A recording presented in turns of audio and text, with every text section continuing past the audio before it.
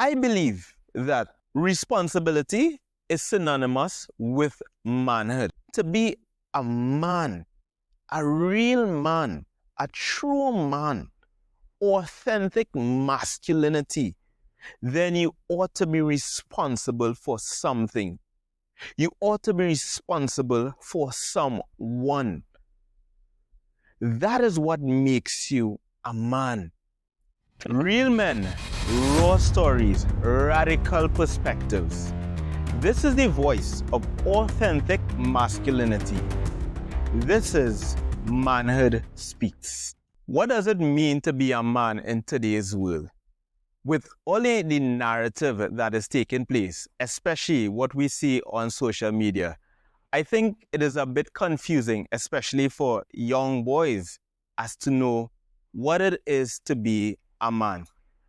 Honestly, that is a topic that until now, I hadn't really thought about what it is that makes an individual a man. And it isn't necessarily that it is based on your gender or the private part that you were born with. But what does it really mean to be a man? We often hear different narratives, like there's the alpha male, there's the beta male, there's toxic masculinity, and all of these things that we see being bandied about on social media. And I think that it often causes confusion. There is need for clarity. What does it mean to simply be a man? And that is the topic that I want both of you, and that is the topic that I want you and I to discuss today. For us to really dive into this topic and understand manhood, masculinity, and what it means to be a man in today's society. And I'm saying today's society, but I believe that what it means to be a man, that true manhood, hasn't changed from ancient times to now. Maybe it's a different vehicle, a different approach based on how society is structured. But all in all, I believe that there's critical principles that makes an individual a man. And it's not only in the physical sense. So, in a few of my interviews, I asked the guests what are their thoughts on being a man and their experiences, their journey through manhood. So I want to touch on two of the guests. The first guest is David Cleveland. David became a single father of 4 daughters. His wife walked out of the home soon after the birth of his 4th daughter. I have 4 daughters. I am married. And I can tell you that it is extremely challenging raising these 4 young ladies.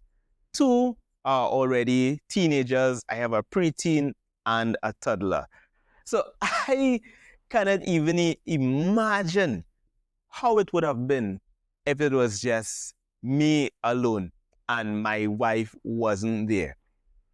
So now David became the mother and father to his 4 daughters.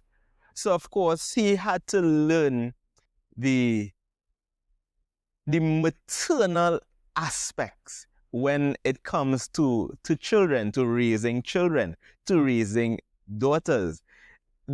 Especially when, so could you imagine, like, when these young ladies are coming into adulthood and they are going through teenage years and they have their first menstrual cycle, So now he had to take up that role.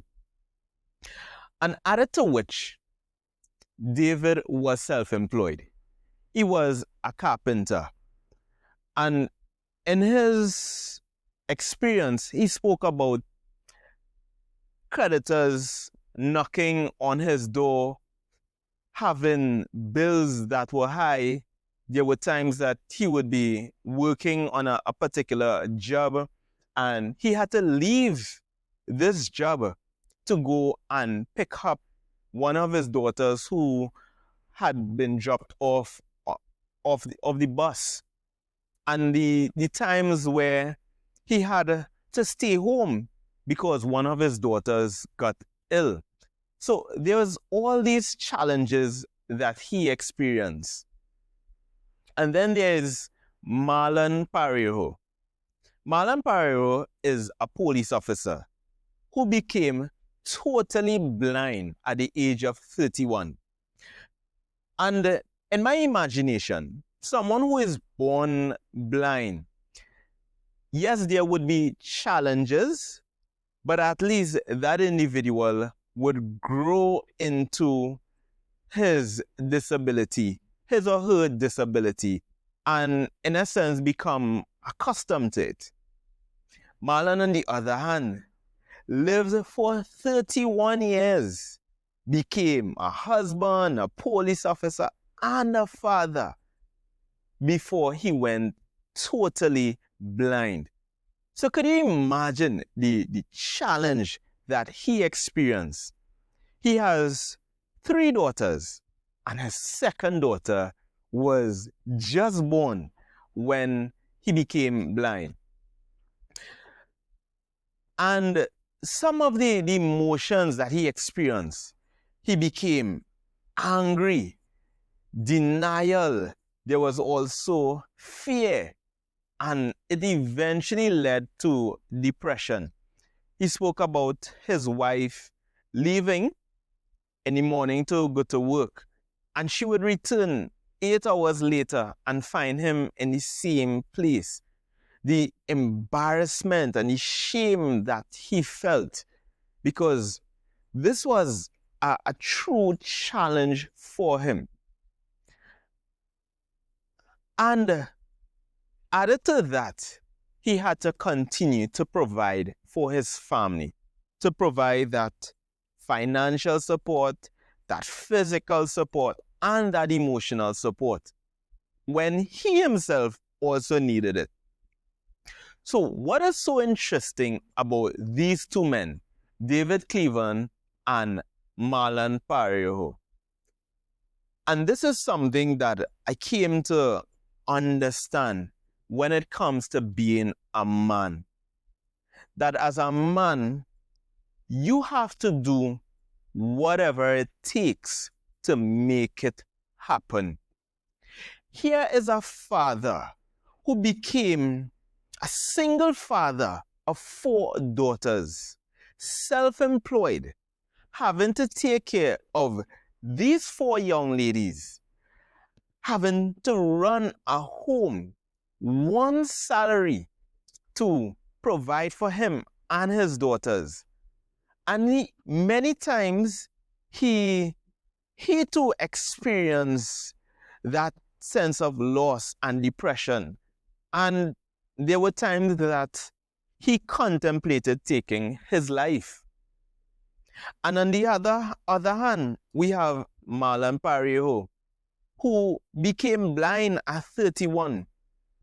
So we have 2 men here with major challenges, but they didn't give up because they realized that regardless of what had taken place with them, to them in their lives, that they are men, that they have to find a way.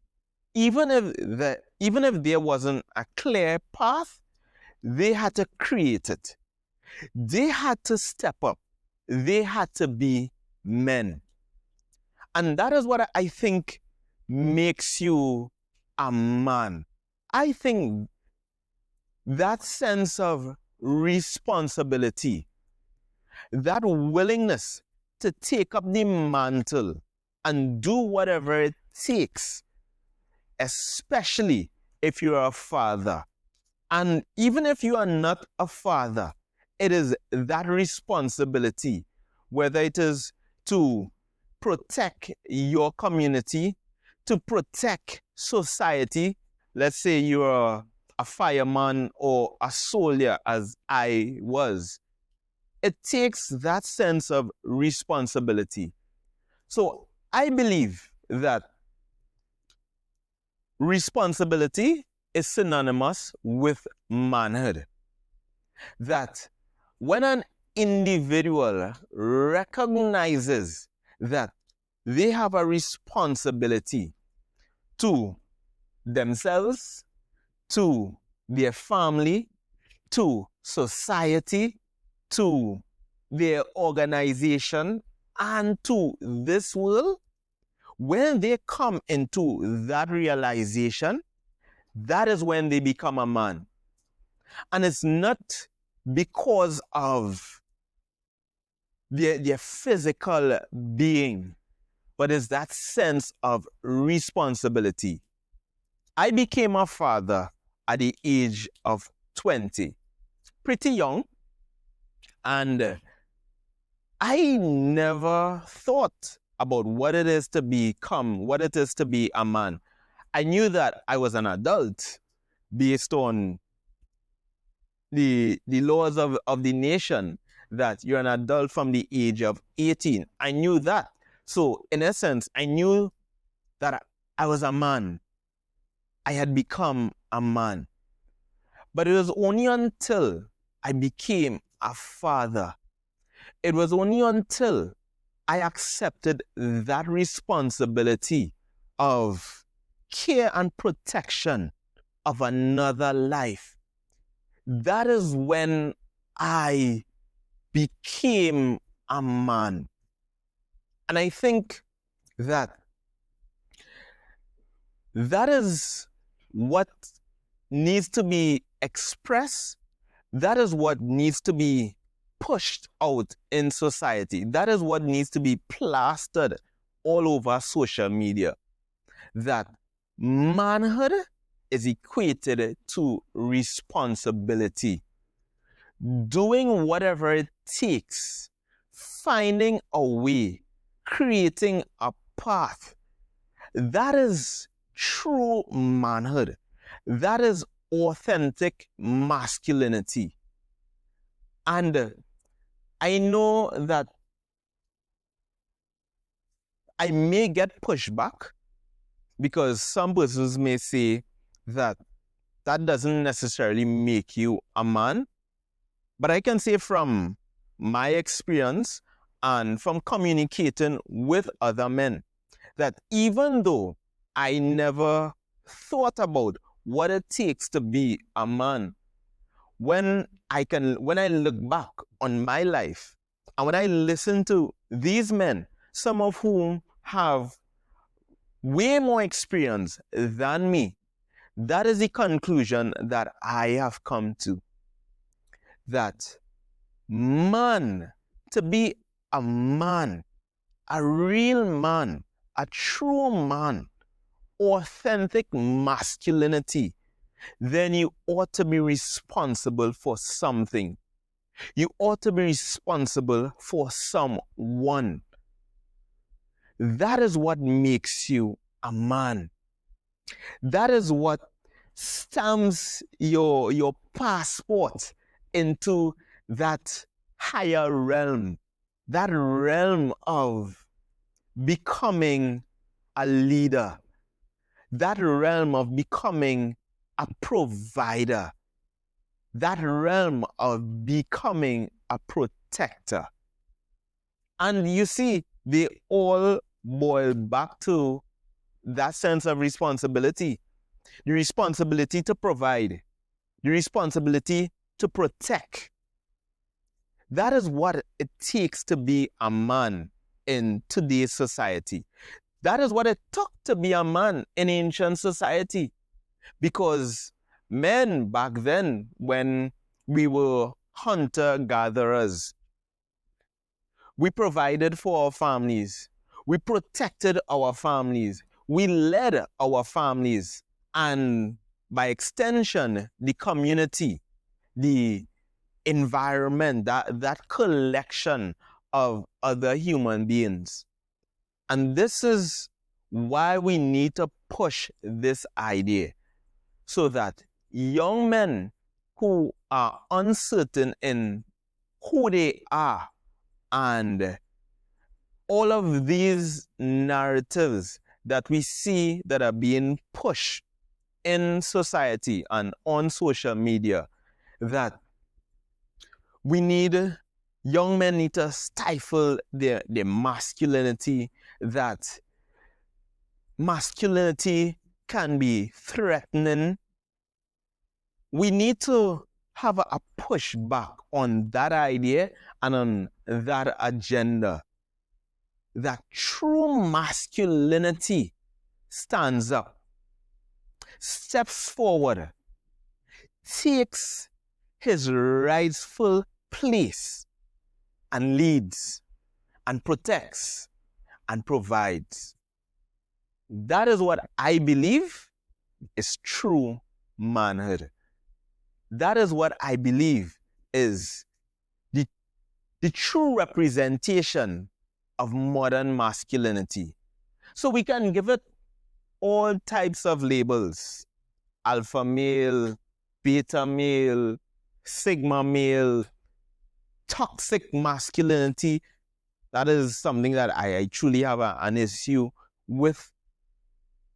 So we can give it all of these labels, but it is what is inside.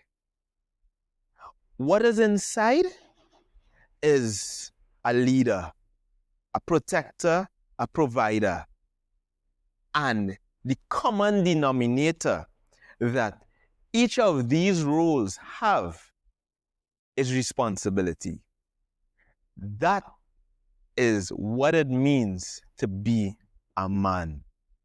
To be responsible, to stand firm, to find a way regardless of the situation that you find yourself in.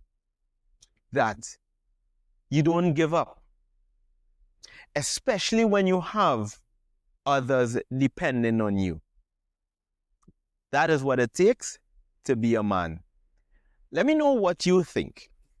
What are your thoughts on manhood? What are your experiences when it comes to being a man? What are your ideas that you can share to the younger men who are confused by all of the messages and narratives that they are coming across on social media? Share it in the comment section. Let us build a community of men who are focused, who are driven, who are willing to take up their role and responsibility to not only uphold society, but in some instances, to rebuild what we know as society. So share your thoughts in the comment section on what it means to be a man, and when did you first come to that realization that you are now a man? And I'm not speaking about the legal age of your nation.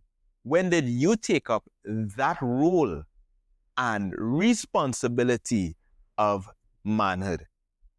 Let me know what you think, and I'll see you in the next video, which most likely will be an interview. See you then. Peace, brother. I just want to say thank you for checking out the entire episode. Manhood Speaks is a space where regular men like you get to share their experiences so that they can inspire other men. If you wish to be a guest on this show, just send me an email at manhoodspeakspodcast@gmail.com. And I want to ask you to consider subscribing. When you subscribe, you are not just simply subscribing to another YouTube channel. You are becoming a part of a revolution.